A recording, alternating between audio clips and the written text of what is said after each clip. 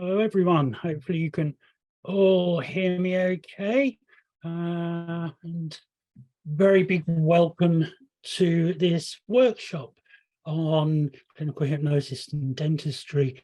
And seeing some of you very kindly dropping into the chat, letting us know, saying hello and letting us know where you're from. So it'd be wonderful if others could join in there, because it's nice to know where in the world we're talking to and who in the world we're talking to. So you're very, very welcome to share with us that piece of information. Today's talk, we've got a workshop. We've got a very interesting workshop with Dr. Anna Purney, and we will be taking questions. What we'll ask is if you could drop the questions that you'd like in the chat, and I will collate them, and we can ask Dr. Anna the questions a little later on, towards the end of her talk, her presentation. And I'm going to start by very much introducing you to our speaker today. Associate Professor Dr. Anna Purney Venkateswaran is a paediatric dental surgeon with the Faculty of Dentistry at UITM in Selangor in Malaysia. And Dr. Anna Purney graduated from the University of Malaya in Kuala Lumpur in 2002, and she completed her clinical masters in pediatric dentistry in 2010. And she also obtained membership of the Faculty of Dental Surgery in England in 2008. She's a trained clinical hypnotherapist, and we're very proud to say she obtained her diploma in clinical hypnotherapy from the London College of Clinical Hypnosis in 2015. And together with her colleagues, she runs the Hypnotherapy Centre at the Faculty of Dentistry in University Technology, MARA UITM, which focuses mainly on dental anxiety and problems related to dental treatment. She's written journal articles and a book chapter related to hypnodontics.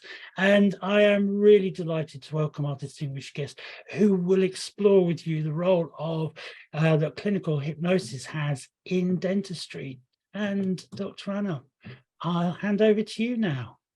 Thank you, Peter. It gives me great pleasure to be here today. I'm really honored to see so many people on a working afternoon and from many parts of the world.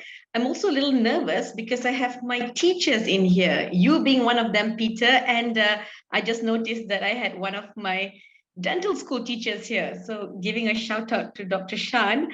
So now I'm really feeling anxious because my teachers are in the audience as well. Thank you so much for joining, and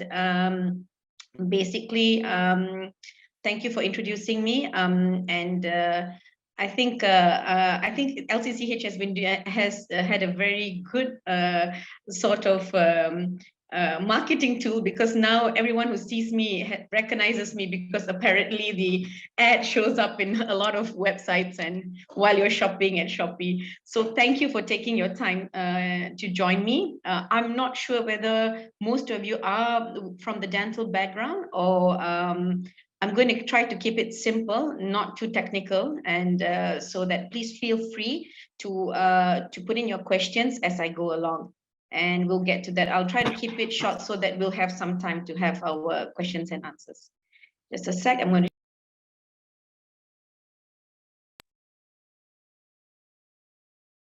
Okay. Can you see me? Can you see the?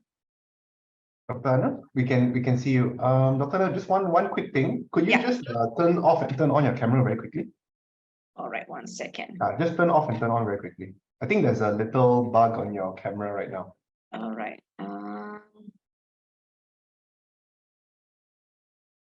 Hold on, I need to stop share. Oh, all right. Stop video.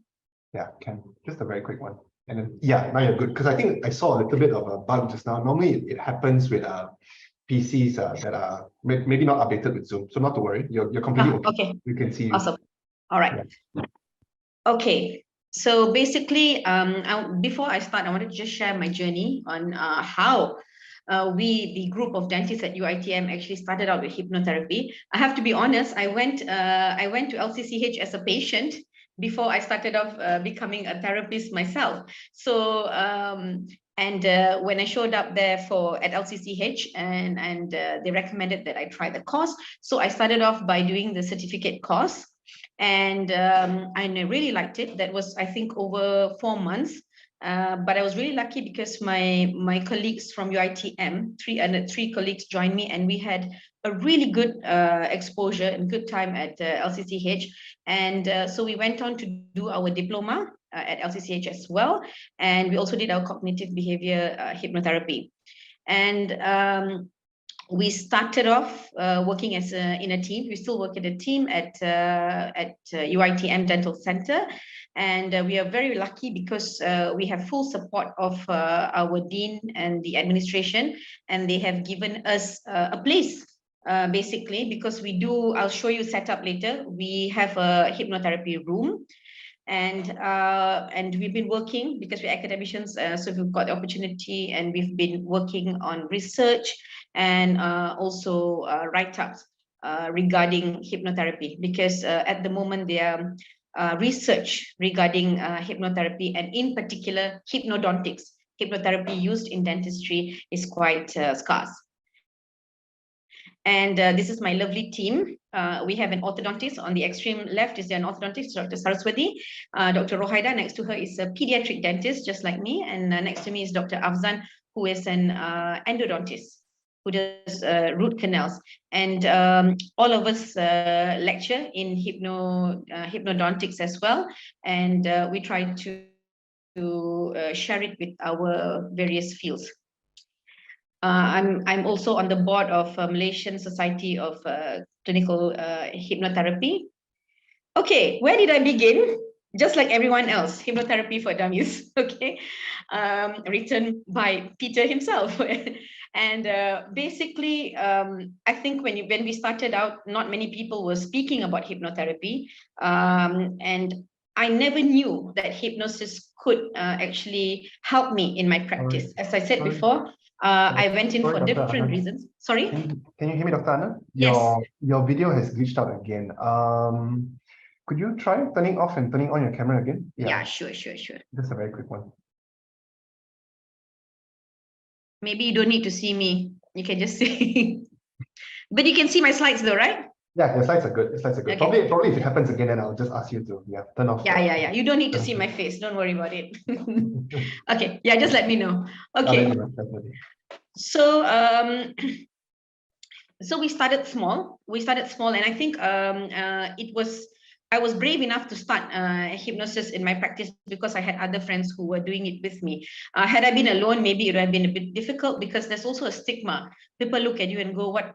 Literally people would ask me, what mumbo jumbo is this? So I guess that when we initially started, it was a little difficult, but we sort of persevered because we were in a team. So it didn't matter what people said. We said, it helped me. I'm going to try this with my patients. And, we saw a lot of improvement, and we saw that we could use it, and it was working in our clinic. So we thought to ourselves, okay, never mind, we're going to do it. It doesn't matter what anyone says. But after some time, we built up, we got cases, and then other colleagues were asking us to help them out. So I deal with children. I'm a pediatric dentist. I deal with children, but I go into clinics where they have geriatric, or they're doing gum surgery, and the patient needs some hypnotherapy. So at our center now, they would call us in even for other patients.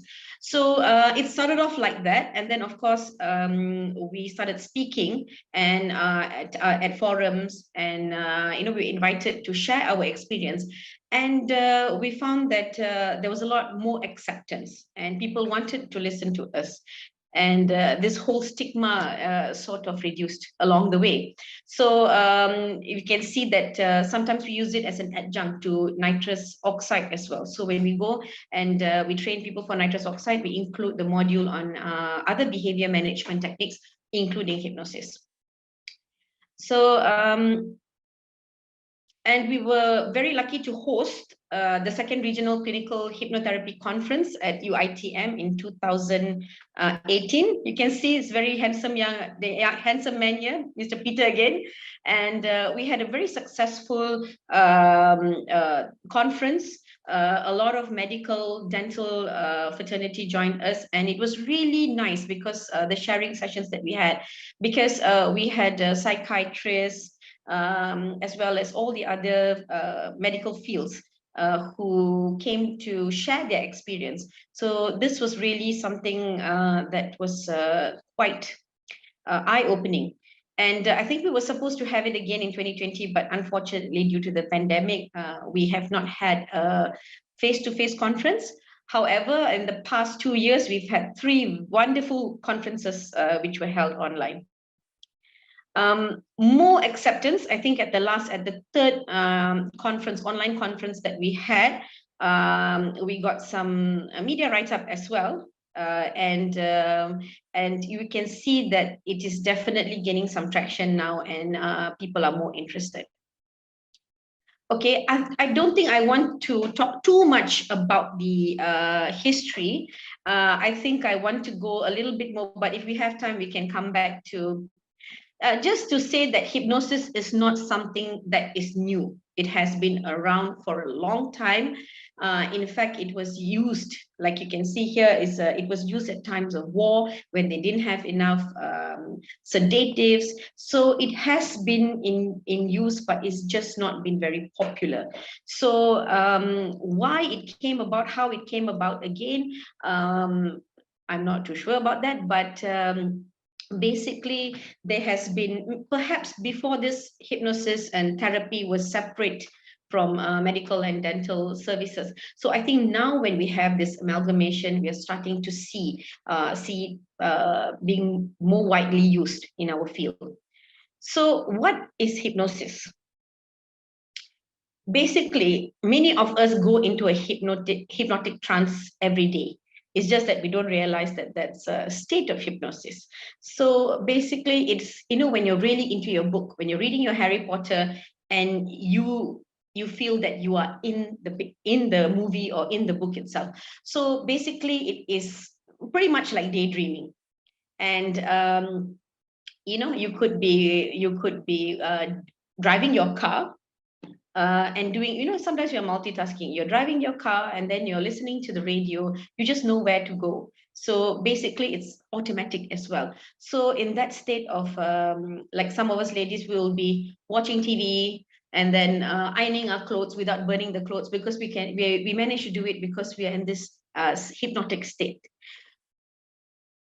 And so what is important here is the unconscious mind. What we see, what I like to tell people is the conscious mind would be like your desktop and what you have on your desktop. And the unconscious mind would be everything else that is in the hard drive. So everything is there. It may not be out there in the open. So if you just think about it, you may not be able to remember a certain thing. But that memory is actually still in your, basically in your hard drive or in the unconscious mind. So it is everything that we've learned, everything that we've experienced, everything that we've felt, everything is basically in there. So basically, it's how we're going to tap it, or what we want to tap and what we want to elicit from that. Okay, I hope I'm making sense. Is there any scientific basis to it? Yes. Because we know that the brain waves, we have different brain waves, the stages, the gamma, beta, alpha. So where hypnosis pretty much comes in is here at the alpha and the theta waves. And basically, this would be at a time, just to make you understand better, would be that time when perhaps when you are about to fall asleep, or when you're just waking up. Okay, some may relate it to the kind of feeling they get during deep meditation. So at gamma wave, you have something that is very active. That is probably now, like we are in conversation. The brain waves are very active, and it's we use it for learning. Okay, so alpha and theta waves are generally deep relaxation. Okay, so that's why they say that the best time to suggest something is before you go to sleep or just when you're waking up. Okay, so what does it feel like? There's a sensation of dreaming. Sometimes you feel as though you're floating. You could be as though it's sleeping. Some may say it's similar to having a couple of drinks and being a little tipsy. So if you can see here in the pictures, you can see 3 different stages. You can see the lady on the extreme left who is in a light trance, what we call a light trance. And then the picture in the middle shows someone who's more into a moderate trance, and the gentleman on the right is in a deep trance. So when we say the word trance, it means the state of hypnosis. Okay. So it's basically having this quiet time, closing your eyes, looking inwards. So patients experience, they have this kind of experience that they're in their place of relaxation. They can see, sometimes they see themselves as a third person.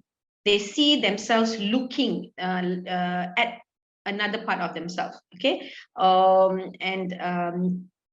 It's sometimes they feel as if they are floating, feeling very light. How does hypnosis work in children?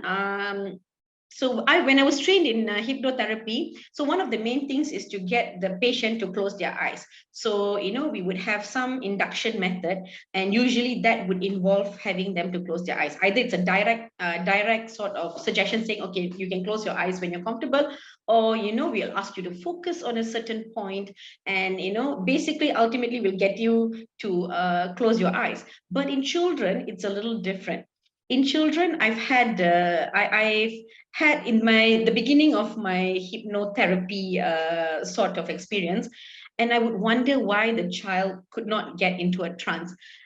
Little did I know that the child was already in a trance. It's just that they are more easily suggestible. So children sort of go into their fairy tale land, they go into trance rather easily, and they may not even close their eyes. So when I take a child and tell them, okay, now you're in a tropical island, and then there's a beach there. So the child is happy, but the child still has her eyes open. So at the end of the session, I'm thinking, okay, yeah, my hypnotherapy didn't work. And then the next thing the child tells me, oh, can I come out from the water now? So which means that they are fully engaged. So that was something that I learned along the way, that the way that children react and the way that children respond to hypnotherapy is slightly different than adults. And it's quite amazing because they can slip in and out of trance quite easily. And I've seen this in many of the patients I've worked with. So dentistry, definitely an area that, people uses, we are mostly the villains. When someone wants to say something scary, it's usually the dentist or the dental tools. So we can imagine that people have fear, anxiety, or even if it's in the extreme cases, phobia of visiting a dentist. So we deal with dental anxiety very, very often. It's shown that about 30% of patients have some form of anxiety. The adult patients may not show you that they're anxious, but they may behave in a way that sort of reflects their anxiety. And this would be someone who repeatedly cancels their appointment, or starts talking so much during the treatment because actually it's an avoidance behavior. So with children, it's a little bit more straightforward. They will scream, they will cry. They will tell you they don't want it. And so this is something that we have to deal with.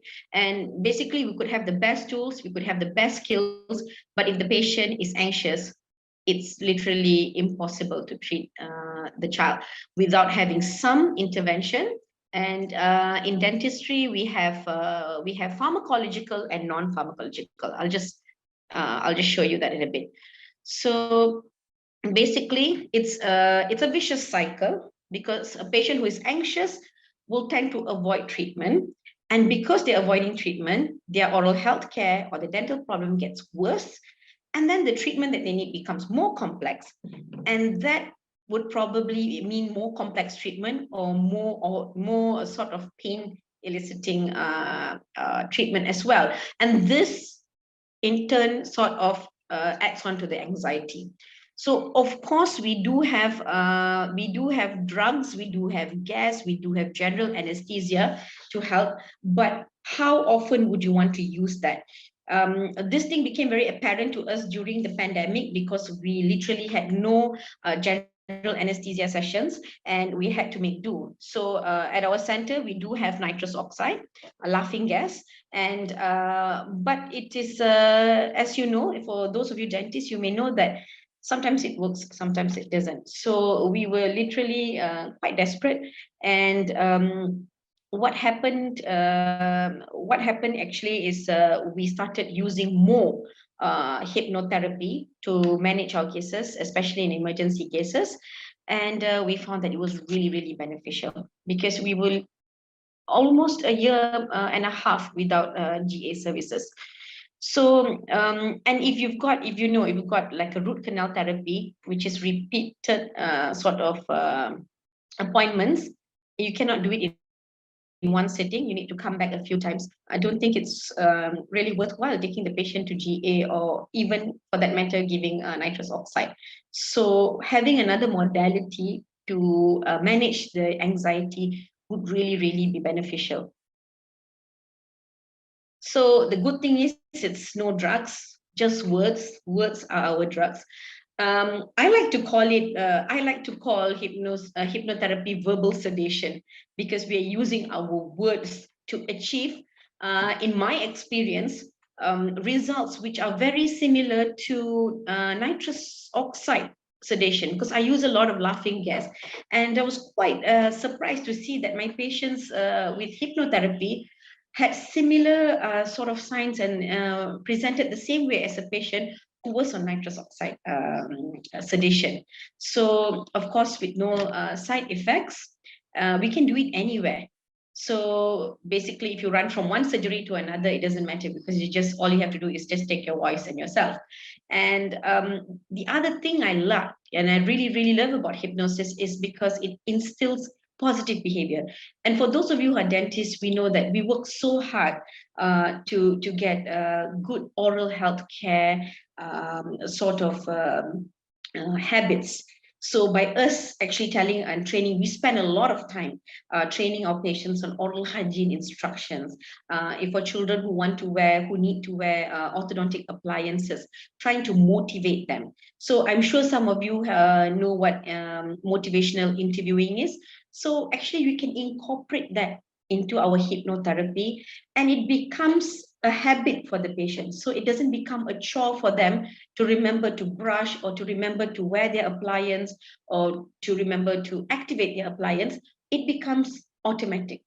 So giving them this sort of empowering them with the knowledge and sort of giving them this tool that is there for them to pick up anytime. So that's something which I find that hypnotherapy has been very good at.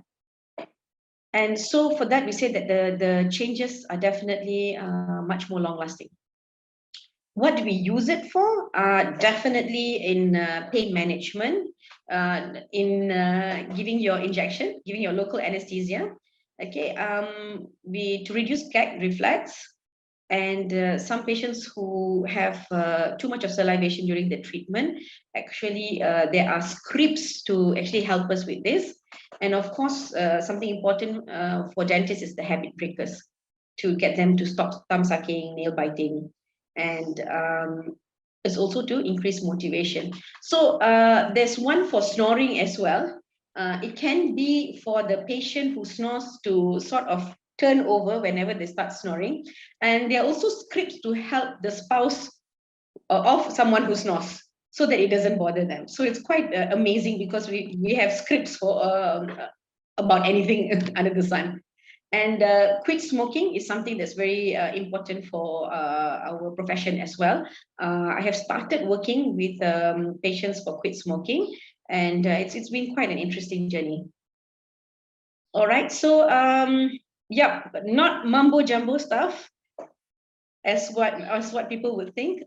So the setting is actually either we have at UITM we have a room, we have a hypnotherapy room, and where we can work with the patients if they are not comfortable being in the dental surgery, and we can prep them before they go in for a procedure. And we also do a lot of chairside. So while the patient's on the chair, we already start, just say they need to have a procedure done. Similar to nitrous oxide, we will actually do it chairside. And so while the treatment is being done, the hypnotherapist will read the script or get them into a trance. In the beginning, we used to have two people, one who is the operator and one who is the hypnotherapist. But after some time, pretty much we can manage on our own, playing the dual role. And of course, the third one is having audio recordings, so we can send MP4 files to the patient so that they can listen at home before they come for the treatment. So these are the stages. I will just tell you some of the techniques that are used in hypnotherapy. You will find that they have some sort of similarity to the behavior management techniques that we learn in dentistry. So, okay, one of it is dissociation and technique, meaning you will get into a trance. Okay, you'll get into a trance, see yourself, okay, as a third person. So just say, okay, I am now looking at Annapurni on the chair, feeling very comfortable, feeling very relaxed. And then the dentist is now coming over and showing you the handpiece, and you feel very relaxed, and you're brave enough to get it, and you know that you need this sort of root canal therapy. So it's like as though you're talking and the person is watching themselves on a TV or something like that. Okay, so this is quite an interesting technique. Okay, and so basically we'll ask them to see them on a screen in the TV. Okay, so it can sort of help someone deal with an anxious situation, because you're looking at it as a third person, so you don't get triggered. That anxiety attack doesn't get triggered.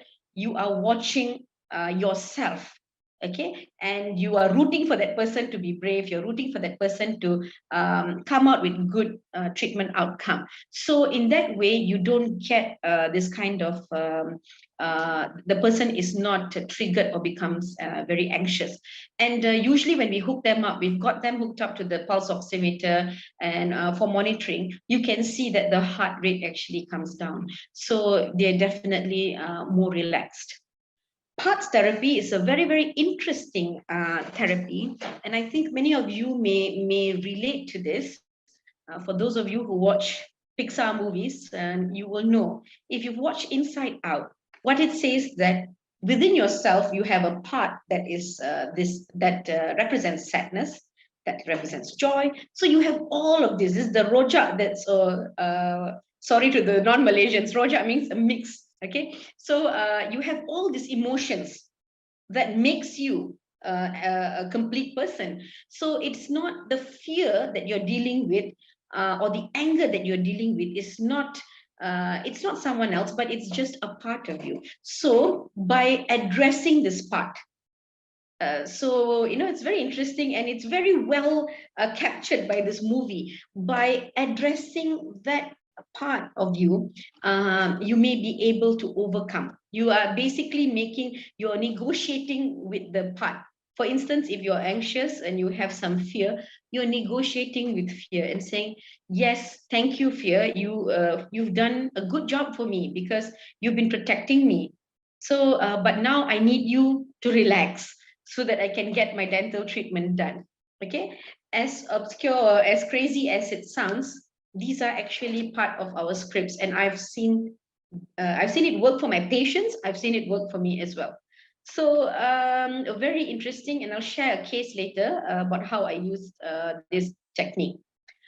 I love pseudo orientation in time. Pseudo orientation in time is something I've been doing even before I knew about hypnosis. I'll be driving my car, listening to a song. I would actually see myself on stage singing that song. So be it Rihanna, Ariana, whatever. So basically, it's putting yourself in that situation, putting yourself in that task, feeling good about it. So that becomes something that motivates you. So this would be something, for instance, seeing yourself with your nice bridge, or completed your treatment, completing your orthodontic treatment, being happy, and basically looking at yourself once the task is over. So it kind of sets a goal for you. So this is quite an interesting technique as well. We do regression. Regression and past life basically is to go back. Perhaps the root of the problem was something that happened to you at a young age. You may not even remember the incident. But it may have been you at standard 2 with a nurse, with a fierce looking dental nurse who came and just put in the injection without telling you anything and taking off the tooth. That can be very, very traumatizing. And some people in their adulthood don't remember what happened, but they are so afraid of going to the dentist. And so when we put them on the chair and do a bit of hypnotherapy, it takes them back, because we need to sort of go back to that point in time and sort of reframe it or change it. So you'll find that under hypnotherapy, they would go back and say, oh yes, this is what that set me off. It's really scary. So sometimes we have to deal with that in terms of regression. Okay. Anchoring is when you have an anxiety or something, we find an anchor. Something simple would be to put your fingers together, or put your fingers together like this. It's anchoring. It can be anything, or maybe you have we wear a pendant and we decide to hold a pendant. So when the treatment is going to begin, because we would have done hypnotherapy to sort of anchor a good thought, anchor you being in a state of relaxation. So when just say the treatment is going to start, and if we've fixed anchoring with you, we may just do like, okay, hold an object or press your fingers together. So while you're undergoing it, you have your own coping mechanism. Desensitization, it's very similar to dentistry. We know about desensitization. That means we rank it. So you can use 1 to 10 or 1 to 100, and we rank. How anxious are you? Okay, so if you just see like an example here, if you're going to get the injection, you may already have some anxiety the day before the appointment, because okay, I'm going in for appointment tomorrow, I'm feeling a little nervous. Okay, by the time you enter the clinic, okay, that's it, I'm already here, this is happening today. So the level of anxiety goes up, but it's not maximum. So meeting the dentist, that's already one level up for anxiety. Looking at the needle, okay, and being in that condition, in that position, and then of course experiencing the injection would be the worst. So what we do in desensitization is actually we deal with the one on the lower scale first. That means we desensitize. That means we will so desensitize for the day before appointment.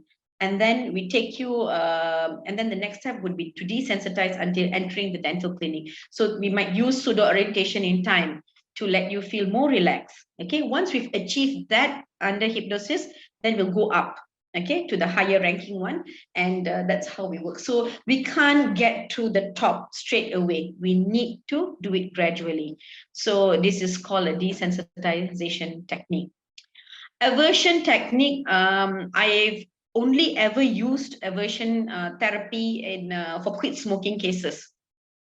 So that when they pick up the cigarette, you feel that it's, it stings, or, it's smelly or something like that. So aversion therapy, we are taught how to do it, but in my experience, I've only used it for quit smoking, and that too with the after discussion with the patient. So is it safe? Can there be anything that happens to you untoward? Could you lose all your money because the hypnotherapist took your account number? No, because you can't, I can't make you do something that you don't want, because you are still in control. It's just that you are in a much more relaxed situation, but it doesn't mean I can get passwords from you, or so it's definitely safe. We don't have any particular law governing hypnosis in Malaysia, but I think in other countries also, like in the UK, they have it, but it's only for stage hypnosis, which is nothing to do with our clinical hypnotherapy. But whatever said and done, I think we always need to practice similar, like how do we do dentistry? We have to be ethical. We have to have a good sort of history taking.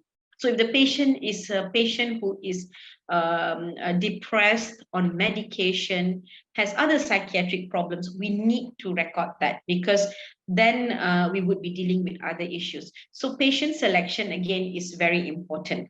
So, but if we use the same, by asking medical history, and basically in hypnotherapy, one of the main issues would be patients with who have psychiatric treatment. So then we may need to sort of liaise with their psychiatrist as well, because hypnotherapy may not really work.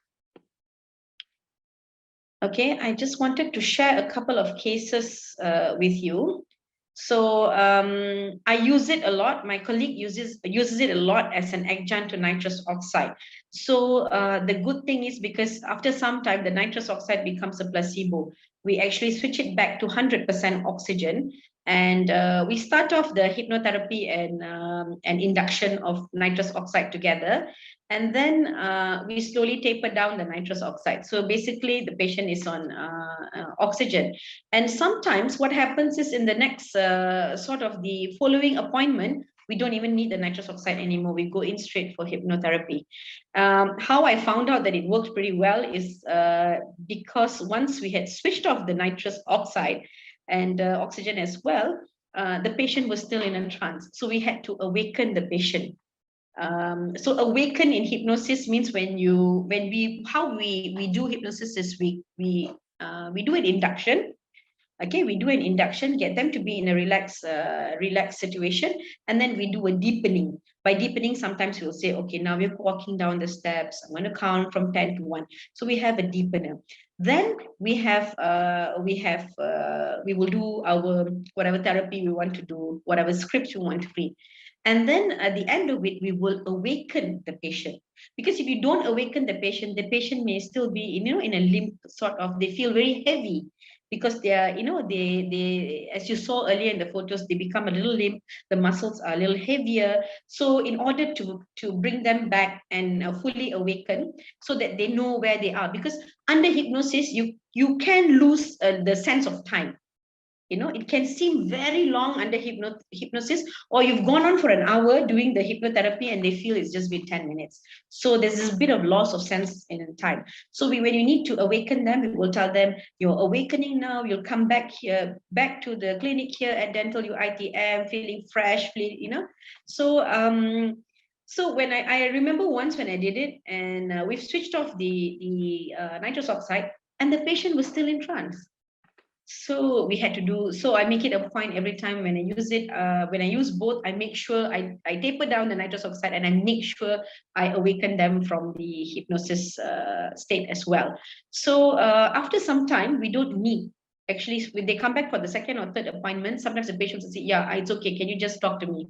I'll do hypnotherapy. So we've had quite a number of cases, because as you know, if you've used nitrous oxide, if the patient is highly anxious and refuses to have the nose piece, basically you cannot achieve the objective of your treatment as well. So nitrous oxide sessions can fail as well. So by having an adjunct, by having hypnotherapy as an adjunct, it really, really helps us with those patients with who are highly anxious. So being a pediatric dentist, we need to learn a lot of games, a lot of online games. What are the latest cartoons? Because we deal with kids. And there's this very popular game called Mobile Legend. So I had to learn it as well. So it was quite easy because I used the game at different levels, different characters, to kind of induce and to get the patients into their trance. And they are really, it's a distraction for them. You can see them, they're very happy. So sometimes I'll tell them, okay, now you've awarded more coins and you can buy whatever weapon or whatever you want. And basically they're very engrossed. And we find that we can deal with these patients. And a lot of the patients we get, some of them are ADHD, and sometimes with nitrous, it doesn't work by itself. So by having hypnotherapy, we have been able to manage some of these patients. I was telling you earlier about the parts therapy. So I had a patient who had a very, very, very severe needle phobia. If she goes into a clinic, she sees a needle, she will scream, bring the room down, run out the building. And, it was quite traumatizing for the mother. And this girl needed, RCT, root canal therapy, for the lower molar. And basically the endodontist couldn't do anything because we couldn't give LA, and even to do the extraction for that single, if we had to do an extraction for that tooth, it would have to be under GA, but we wanted to save the tooth. So basically we tried hypnotherapy. So I used two methods. I used desensitization as well as parts therapy. And in this case, I spoke to the fear in her. I spoke to the fear in her and saying, thank you so much for doing a good job, for protecting me all these years. I just need you to loosen up. And amazingly, it worked. And the patient went on to get her root canal done. Did not even require any more hypnotherapy sessions after that. So that was really one of something that motivated me. It was one of my early stories that was successful and really motivated me to use it for most of my patients. Okay, this case, if any of you have attended my lecture, would have seen this case before. This lovely young boy who has severe gag reflex. And he had an anterior crossbite, which could have been easily dealt with an appliance, with the orthodontic appliance. But the students who were treating him and the orthodontist who was treating him could not get an impression, or could not get the mold to make this thing. And that's number one. Number two, if you had made the appliance and put it in for him, he could not have worn it because of his severe gag reflex. And it was a bit too much to get the brackets to correct this two teeth. So, but even then, even if you use intraoral mirror to check his posterior teeth, he would gag, he would vomit. So basically, it was a difficult situation for a simple case, actually, but it was very difficult. So they could not manage to take the mold. So what happened was that we decided to try hypnotherapy, and I used a technique called glove anesthesia. So in glove anesthesia, we kind of make your hand, you put on this glove, and then the patient themselves can touch any region in their face or wherever to give you an anesthetic feeling. So it becomes numb. So I've got a little video here. I hope it plays. For those of you who are non-Malaysian, I'm sorry, I'm speaking in Bahasa.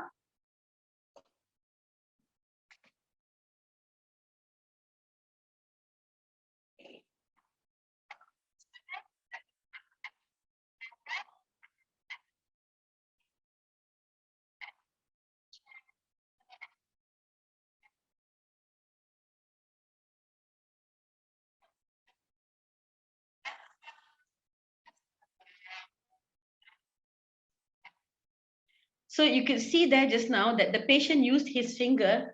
So basically, I have empowered him. So he got to choose his glove. He wanted Thanos' glove from Avengers. And basically, I had set that up in the beginning of the session. So what I told him was that if you feel like you're going to vomit, you can anesthetize the region. So if you can see, he's using his own finger to anesthetize or to numb that area. And we managed to get the moles And the second time he came in, I did another session of hypnotherapy to help him with coping with wearing the appliance. And that worked. He wore it, and within, I think, 2 months, his anterior frostbite was cleared. And to my amazement, the mother told me that he had difficulty in swallowing tablets.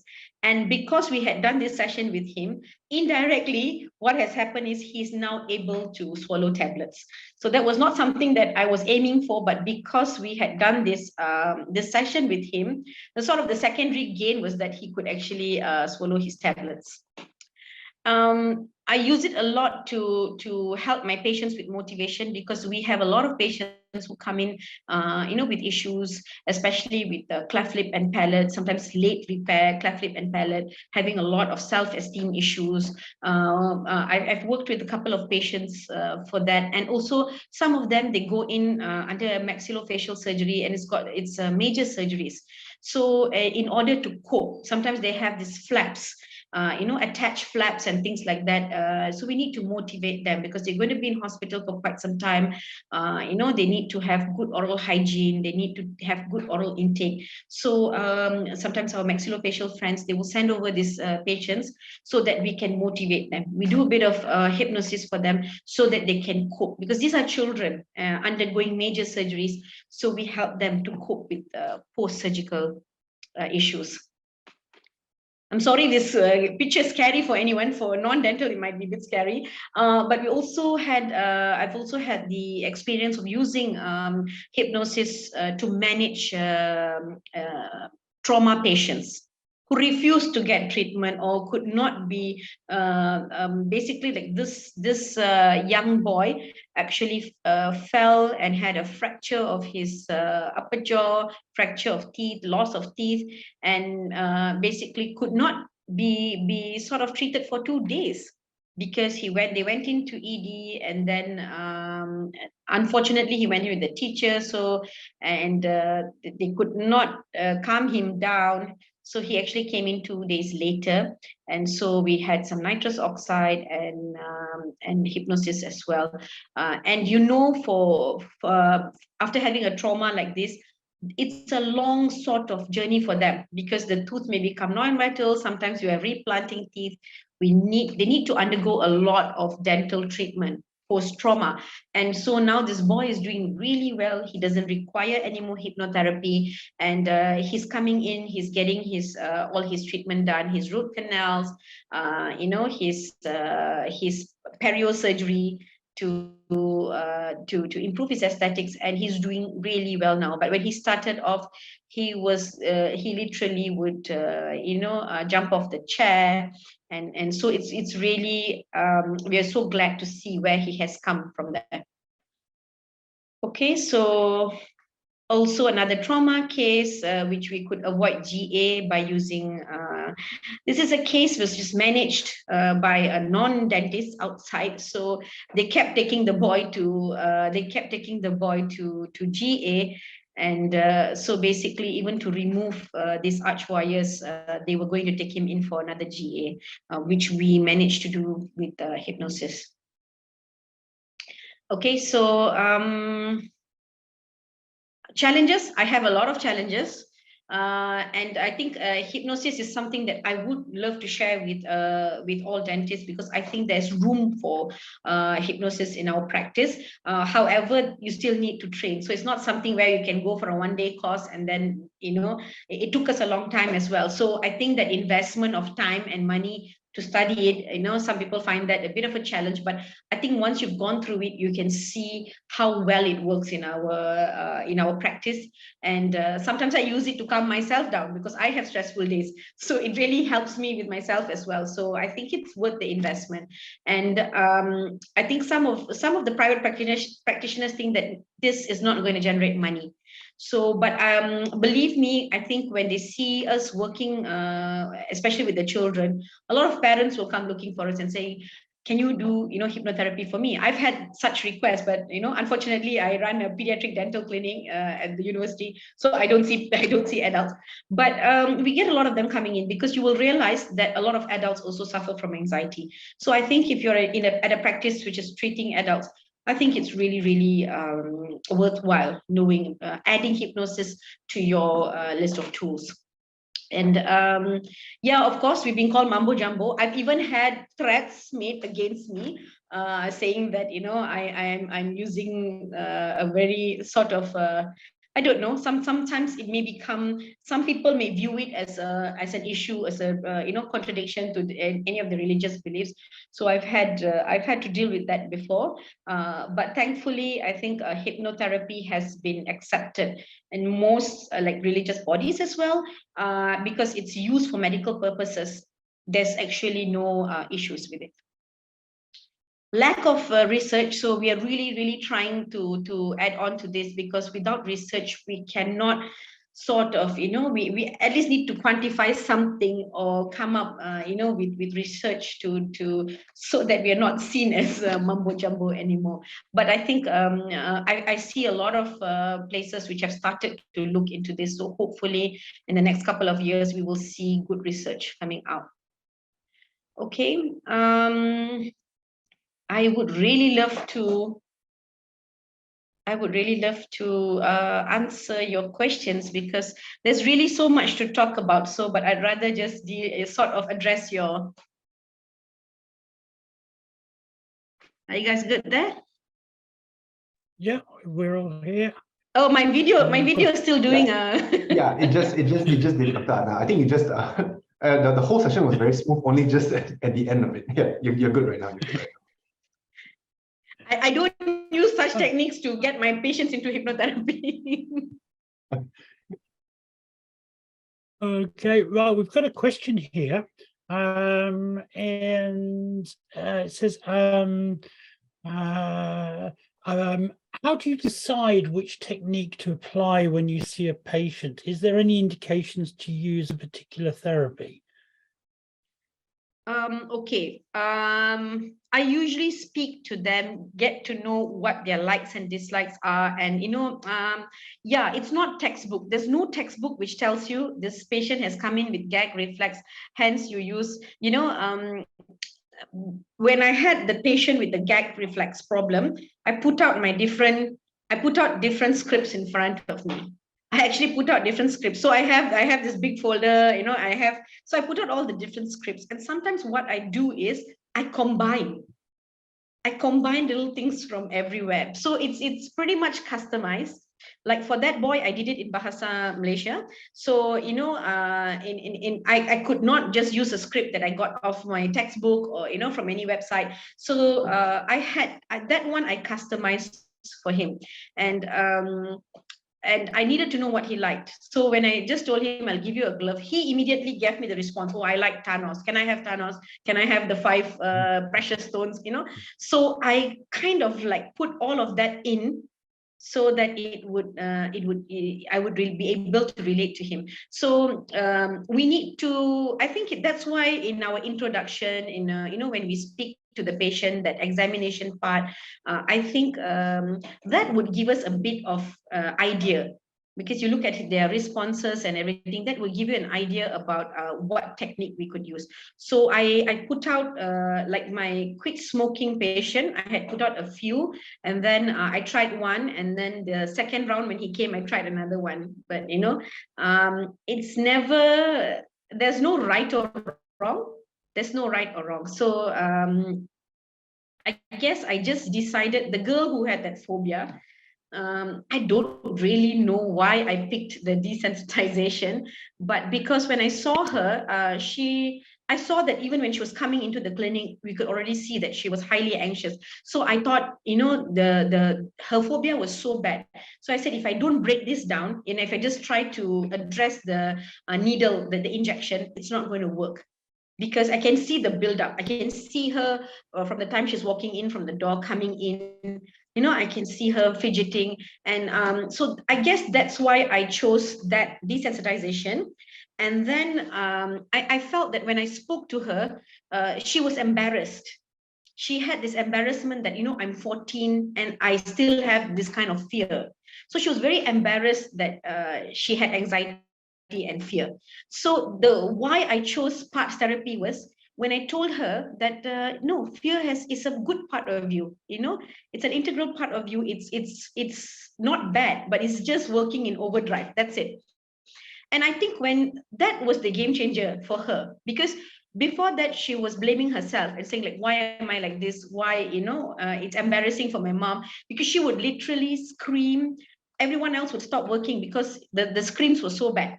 So, so at that point, when I told her that, it's okay, and fear is just trying to protect you, I saw an immediate change after that.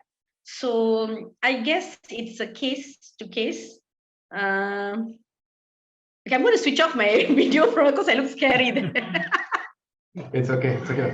You can switch it up. Yeah, I hope that's Milasha, right? I don't know whether I answered your. I hope I answered your questions. Lovely, Nissan. We've got another question here. I'd like to ask how to implement hypnotherapy without having to consume so much time. Any tips on what to begin with in clinic while seeing anxious patients? Okay, what I do is I kind of use the hypnotic language on all my patients. So, when my patient first comes to see me, I'm already getting them, I'm already training them. So when it comes to a procedure, it's fast. That means I do it chairside. Okay, now I'm going to get you to breathe. I'll always start with some, some comedy. I'll get them to, to raise their stomach. I'll show them that, oh, look at my stomach. It's, it raises so well. It's so huge. And, we start with a bit of comedy but because I always get them to do a little exercise. So when it comes, so they may come to me for examination. So by the time they come, for treatment, basically it's easy for me to induce. And if you're seeing them in private practice, I think it's the words, it's the simple things to do. And I think many dentists are already doing that. You're just not going the further step of formally inducing hypnosis. But a lot of dentists, we already, especially when you're dealing with children, we already have that kind of language. We're speaking, in that tone, and getting them to relax. So this is just taking it one step further. So if you're in private practice, actually, hypnotherapy itself is chargeable, meaning that it's part of behavior management. So, instead of paying for nitrous oxide, you are going to pay for another method. So I'm not sure whether anyone does it in private practice yet in Malaysia, but I think it is a form of behavior management technique. So if you're going to say that, look, if you talk to the parents and say, I'm going to do hypnotherapy and it is going to take a little bit of time, I think they are willing to do it, because rather than battling with the child or taking them for a GA, I think most parents will agree to have hypnotherapy. So it is, even if you do nitrous oxide, it takes time as well. I mean, similar timing, I suppose. I think one of my colleagues has just done a study to see the timing between just nitrous oxide and hypnotherapy, and it's pretty close. So if you're experienced, you can get it done quite fast as well. But then again, as I said, it comes with training and experience as well. Lovely. And there's another question here, you kind of touched on it earlier. How can we manage cases where there's a language barrier? Yeah, good question. Interestingly, some of my patients who who are more comfortable in Bahasa, or just say in Tamil or something, somehow rather the script in English, I mean, so far it works, but I always ask them. What do you prefer? So for currently, I do it in English and in Bahasa. My Tamil is not that great. I can speak Tamil, but to use it for hypnotherapy, I'm not confident as yet. So at the moment, I offer these two. So far, most patients will choose. They are okay. They are okay with either one. English is still more preferred. Most of my patients want it in English, and if not, I give them in BM. So, but I think it would be great. It would be great. So if someone who has mastered, who knows other languages, I think it would be amazing to have the scripts. Sometimes you can have you can download or you can get scripts in other languages. We don't have much in Bahasa, which is why we are trying to work on translating scripts and coming up with our own scripts, because not much Bahasa scripts. So the Bahasa scripts that I have now, I literally make them up myself. Thank you.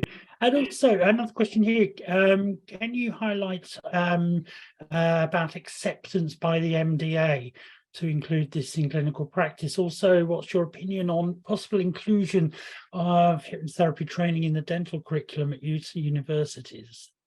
Okay, it is for dental universities, it's actually being well accepted. So at UITM, the pediatric dental students, those who come in for training for postgraduate in pediatric dentistry, we have a program where they go to LCCH and train. So that has been included in our curriculum, which is recognized by our MQA, the Malaysian Qualifying board as well, because that when we started up the course, we already had it in our planning that we were going to send to LCCH, and so it was very well accepted by the board of evaluators. And in fact, they actually marked it as being one of those something that gave us an edge, because we were including that. So in as far as undergraduates are concerned, it is included in their syllabus at UITM.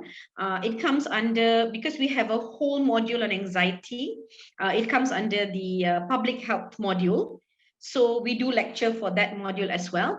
And what happens during their clinical training is they go on rotation to assist the specialists and the postgraduates. So a lot of them, when they come for attachment to our clinic, they get to write a reflective diary to see what they've learned. So our graduates have been exposed to hypnotherapy. We are working, there are other schools that are actually speaking to us to adopt the model.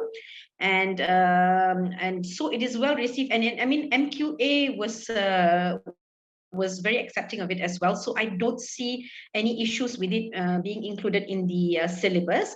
With regards to MDA, I don't think they have an issue as well, because are you saying MDA or MDC? Because MDA also has been having sessions at their conferences. I know Sheila has spoken at our MDA conference. So I think there is acceptance.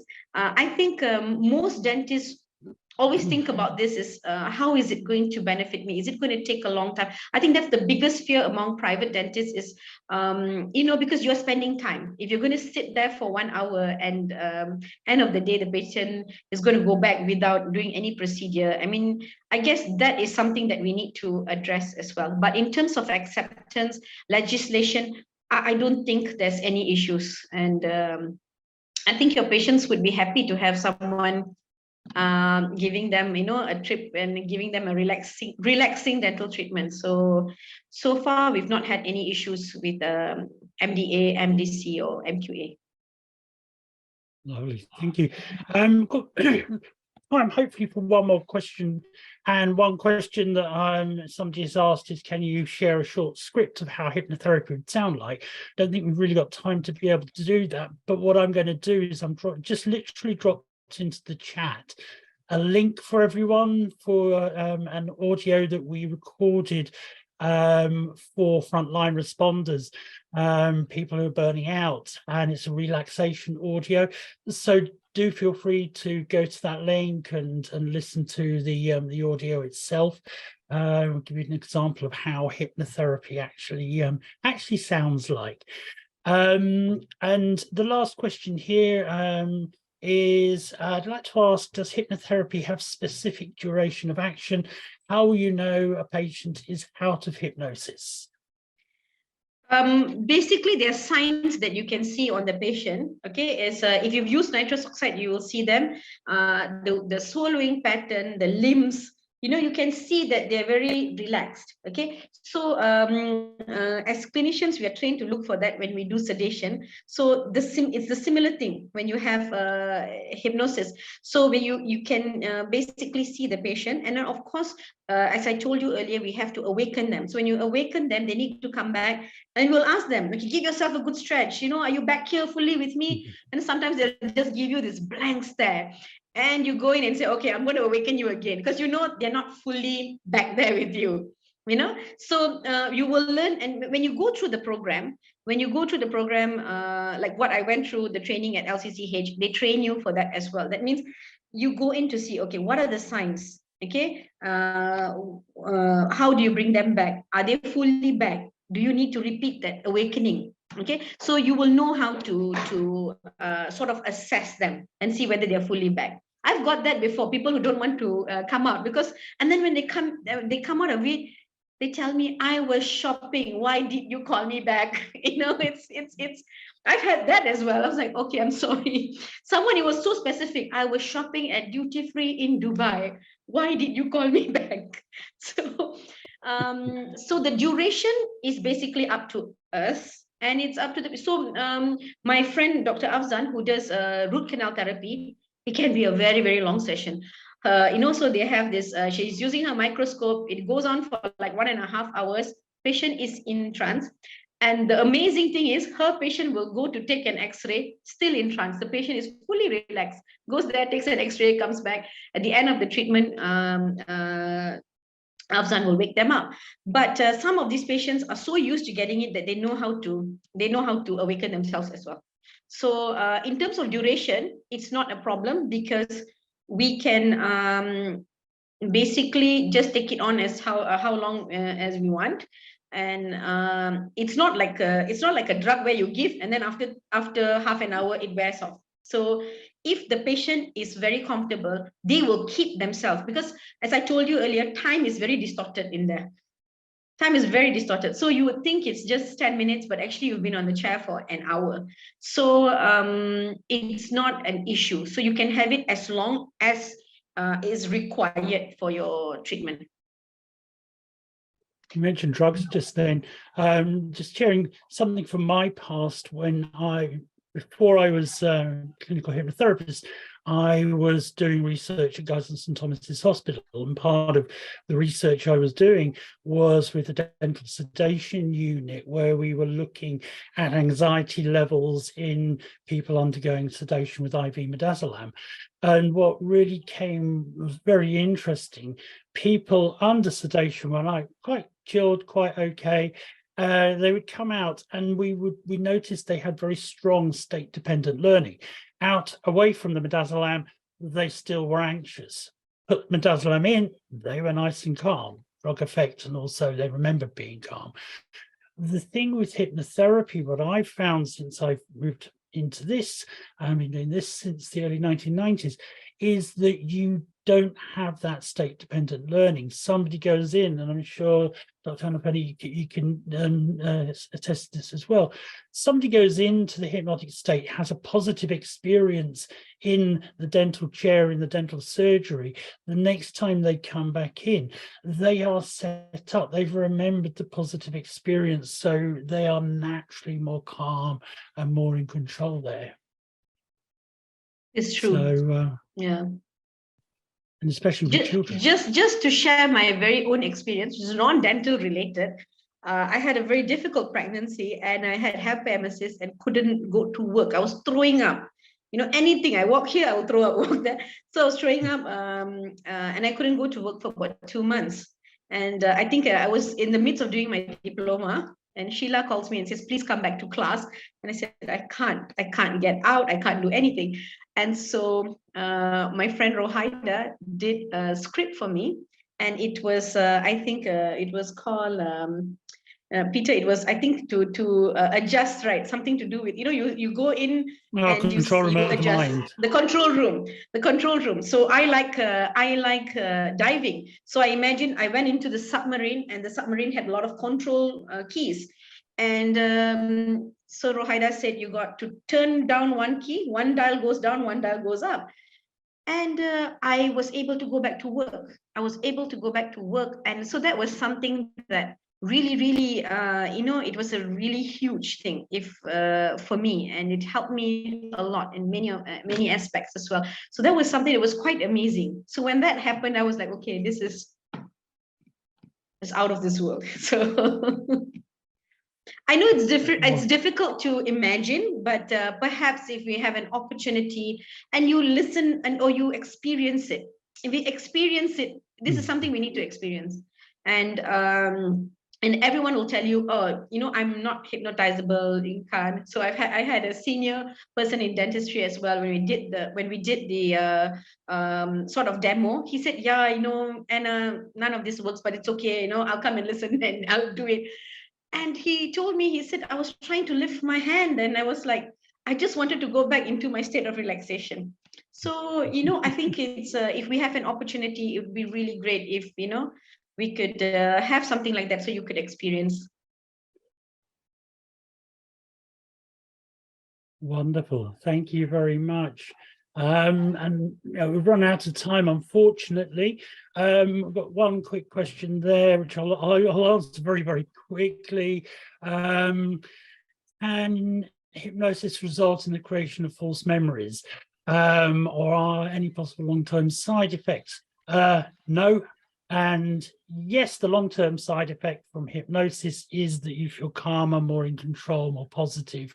It really is. And if you've got high blood pressure, regular use of hypnosis brings your blood pressure down. False memory, it can be created, but you don't need hypnosis to create false memories. So no. We'd love to talk more about that, but we really do have to finish, I'm afraid. So, Dr. Anna, thank you very, very, very much for sharing this wonderful, your knowledge, your experience with us. Just like to say thank you to all the guys in the background, Dr. Julian, and we've got Sheer and Dr. Asher, and certainly got Adam and Riska there in the background. And apologies to anybody else from our team who's there and I didn't realize was in there. But thank you very much. And once again, thank you. And I like your idea for having a group hypnosis session, perhaps, for people who, for our dental colleagues here. So marketing team, that's one to think about. So thank you, everybody. I'm sure the team will be in contact with you. If you've got anything you'd like to ask us, Riska and Adam have dropped their contact details in the chat, and very much look forward to seeing you all again very soon in the very near future. And take care, everybody. Thank you very much and goodbye. Thank you, everyone.